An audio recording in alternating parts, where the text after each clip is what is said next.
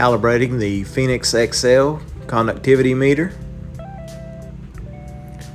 Each clinic has a calibration station, and you want to make sure your calibration station is stocked up with RO water, 14.7 conductivity solution, 100 conductivity solution, and NeoCare.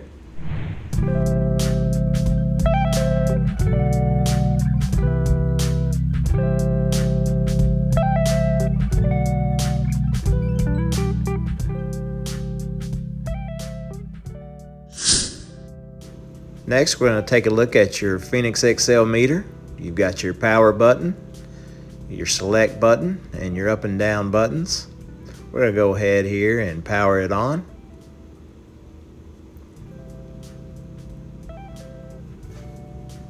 And once that screen gets loaded up here, we're going to look on your main screen. You have your conductivity, your temperature, and your pH readings. And at the bottom, you've got your menu and hold buttons. And those will correspond with the button directly below. And if we press the menu button, it'll bring us into the menu screen where we can select calibrate. And from this menu, we can calibrate both, or we can calibrate them separately. We're going to go ahead and select both. Next up, most likely you're going to have NeoCare left over from the night before, so you're going to want to rinse that out with some RO water.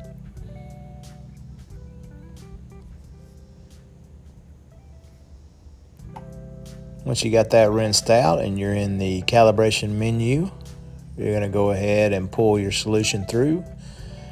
You want to pull it through a couple of times and get it flushed out. Make sure you don't have any air bubbles in there.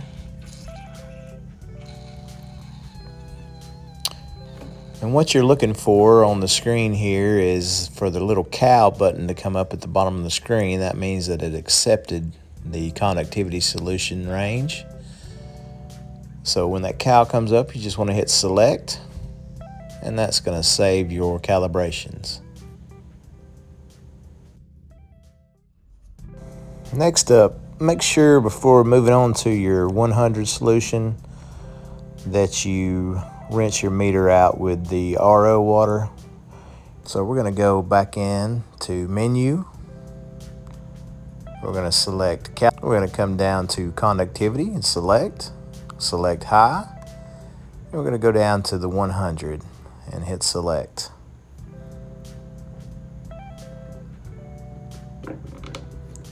We're going to go ahead and pull up our 100 solution. You're going to do the same thing. You're going to flush out your meter a couple of times with the solution,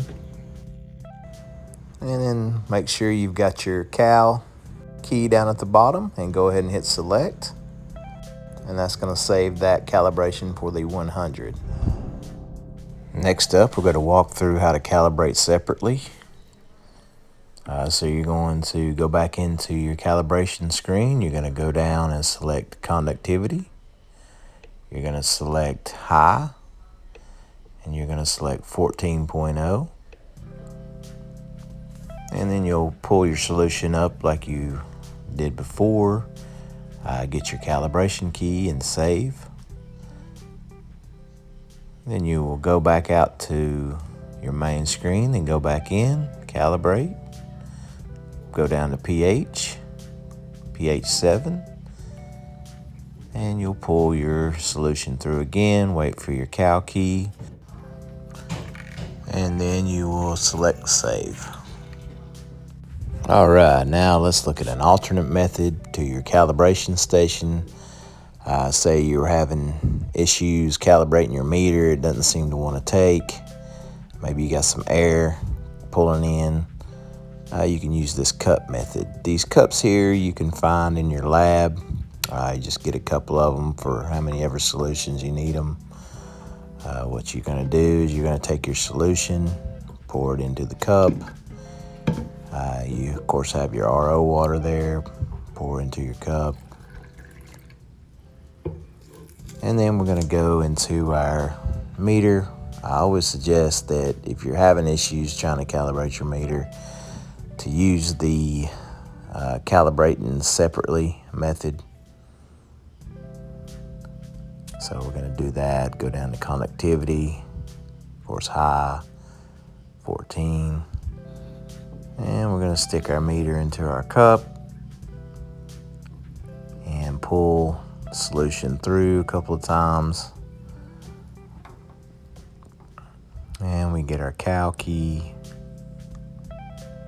and save. And then we're going to go back out and go into our pH calibration. And since we already have this solution in the meter, it's already there, so we'll hit cal, save that.